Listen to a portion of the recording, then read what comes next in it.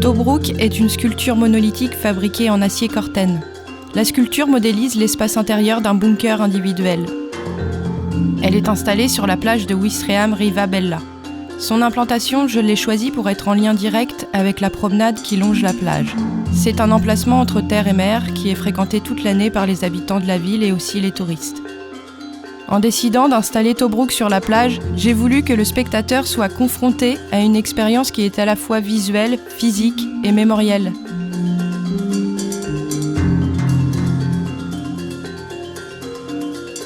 Pour sa présentation au public, j'ai fait le choix de recouvrir la sculpture d'une montagne de sable.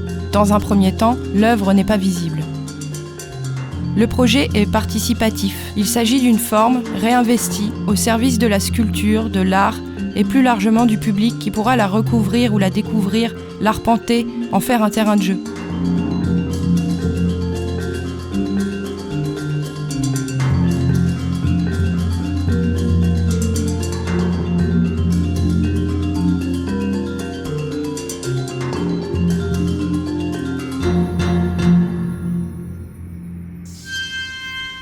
Mes projets questionnent l'architecture à travers le prisme du temps et de l'histoire.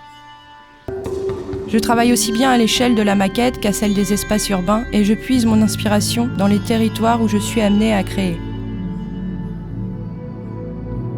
Après avoir poursuivi des recherches sur les constructions du mur de l'Atlantique, j'ai découvert que ce bunker était un Tobruk. C'est en m'attachant au souvenir de cet espace intérieur, condamné par le sable, et en m'appuyant sur une documentation technique, que j'ai commencé à modéliser des formes intérieures des Tobruk. Ce sont des conceptions inversées, ce que je voulais matérialiser, c'est la forme du vide.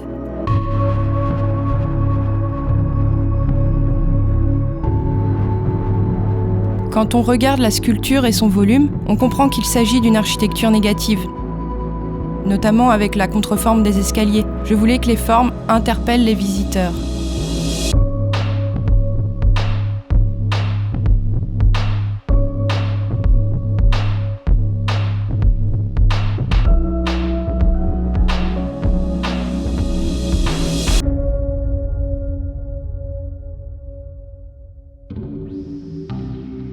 En décidant de faire intervenir le public dans la découverte de la sculpture, je fais référence à mon expérience intime au contact des vestiges du mur de l'Atlantique. À Crickbuff, plusieurs bunkers ont basculé d'une petite falaise et occupent la plage entre terre et mer.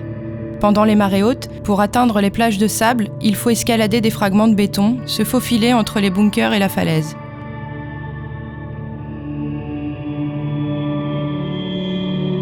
On comprend aussi que l'échelle du volume intérieur du bunker individuel est très petite, presque de l'ordre de la cabane. Paul Virilio disait des Tobruk qu'ils constituaient des hôtels de plage abandonnés au jeu des enfants. Tobruk réhabilite l'histoire des architectures de survie que sont les bunkers par le point de vue de l'enfance. Je suis née à Pont-Audemer en Normandie, et comme la majorité des enfants nés dans cette région, la logique a fait que j'ai passé la plupart de mes étés d'enfance sur les plages de la côte normande. Et comme les enfants de mon âge, mon goût pour l'exploration s'est trouvé contenté par des expéditions dans les bunkers. J'ai toujours été sensible aux vestiges, aux constructions tombées dans l'oubli, à la poésie que convoque la ruine.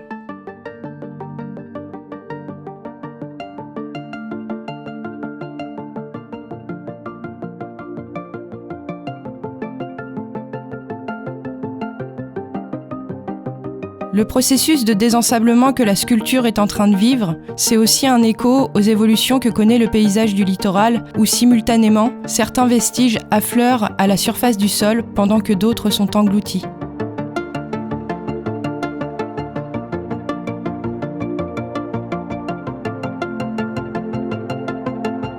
Les forces contraires de la construction, des constructions, de la résistance et du point de rupture, de la présence et de la disparition sont les terrains de jeu de mon travail qui détournent les codes et les processus de construction.